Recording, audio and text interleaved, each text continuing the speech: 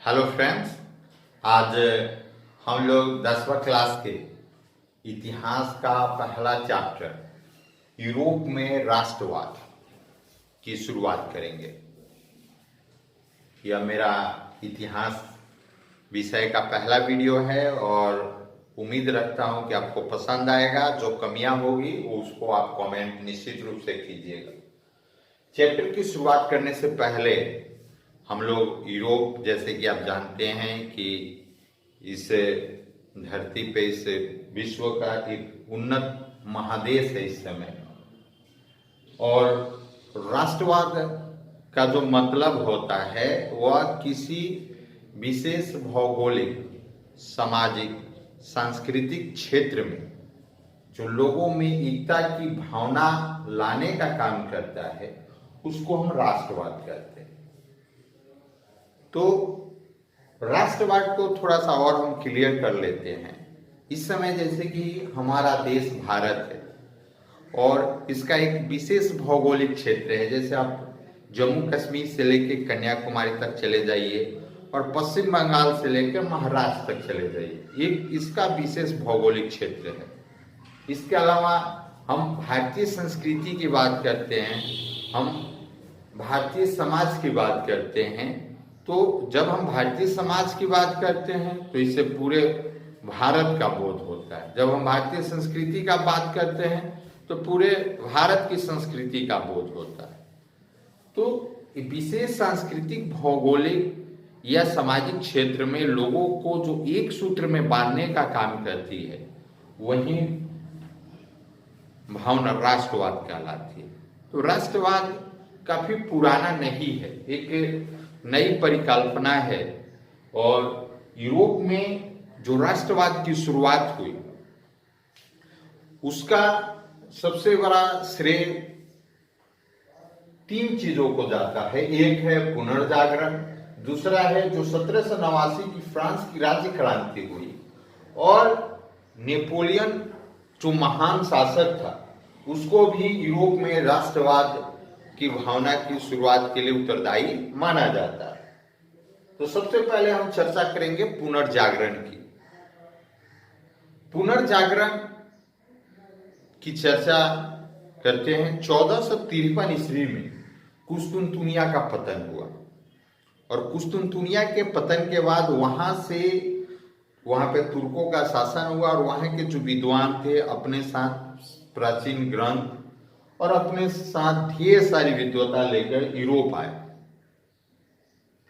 और इस समय यूरोप में मध्यकाल का जो अंधकार युग था वह समय था, और विद्वान जो आए अपने साथ पुराने ग्रंथ लाए और अपने साथ जो विद्वता लाए, उससे उन्होंने यूरोप में अंधकार युग को समाप्त किया और फिर से यूरोप एक नए मार्ग पे आगे बढ़ा। जैसे कि आप जानते हैं कि जो तुर्कों का अधिकार हुआ कुस्तुनतुनिया पर, उससे जो एशिया और जो यूरोप के बीच जो समुद्र मार्ग था, जो मार्ग था वह बंद हो गया, और अब यूरोप के लोगों को एक नए मार्ग की तलाश करनी थी।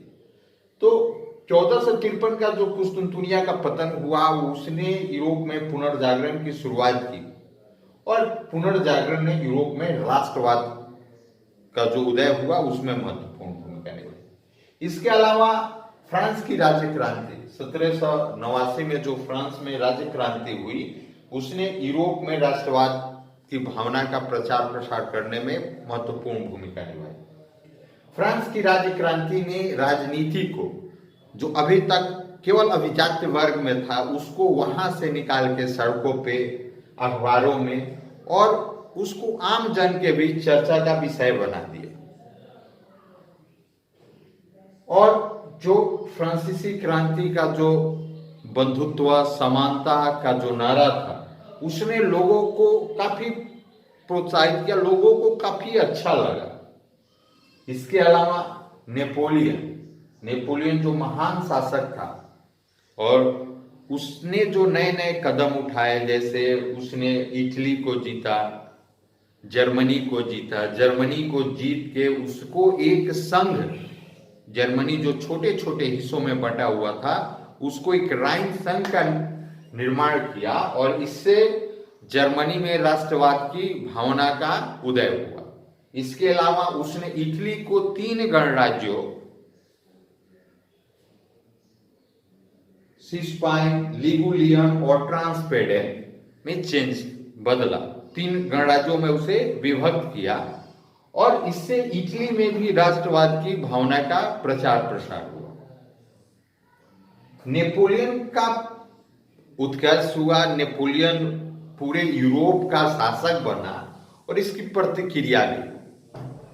प्रतिक्रिया के फलस्वरूप ब्रिटेन, रूस, ऑस्ट्रिया, पर्सा ने एक सम्मिलित सेना बनाकर नेपोलियन को युद्ध में पराजित किया।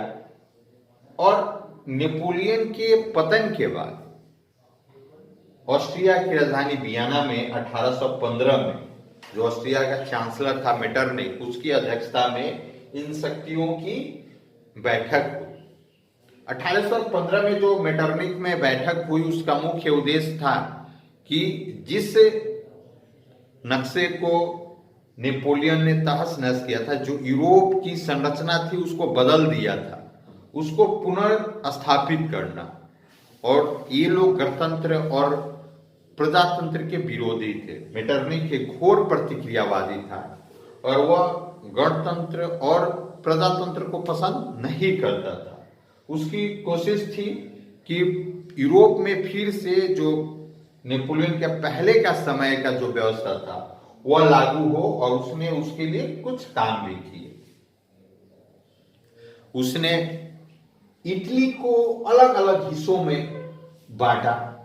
जैसे उसने सिसिली और नेपल्स का जो हिस्सा था उसको ब्रूबो वंश के सम्राट फर्डिनेंड को दे दिया।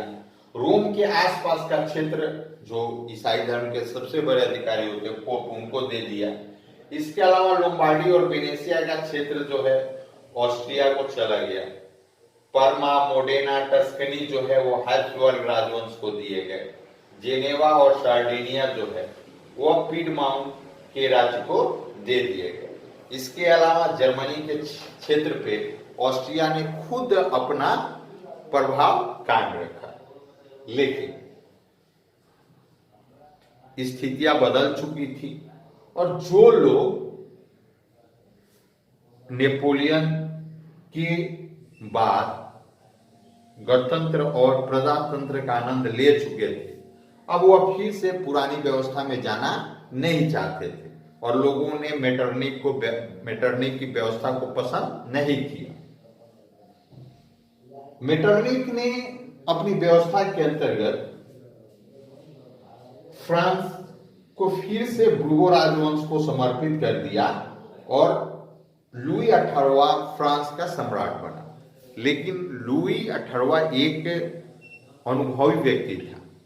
वह जानता था कि फ्रांस के लोग पुरानी व्यवस्था को स्वीकार नहीं करेंगे, इसलिए उसने प्रतिक्रियावादी और उदारवादी दोनों के बीच सामंजस्य बनाने की कोशिश की और दोनों को लेकर चलने का प्रयास किया।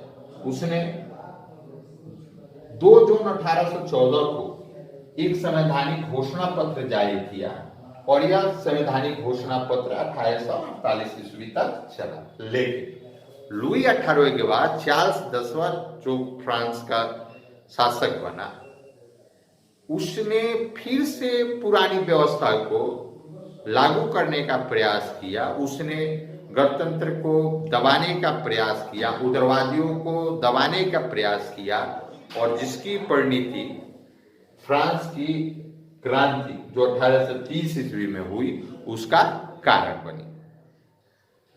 तो आज हमने अध्ययन किया यूरोप में राष्ट्रवाद का और कल हम लोग अध्ययन करेंगे फ्रांस की क्रांति का। तो अगर ये मेरा पहला वीडियो है, इसमें जो भी कमी हो कमेंट्स के द्वारा उसे निश्चित रूप से बताएं और कल हम लोग फिर से चर्चा करेंगे। एक बार फिर आपसे आग्रह करना चाहूंगा कि कोरोना के चलते जो देश की परिस्थितियां है उसमें आप अपने घरों में सुरक्षित रहें। धन्यवाद।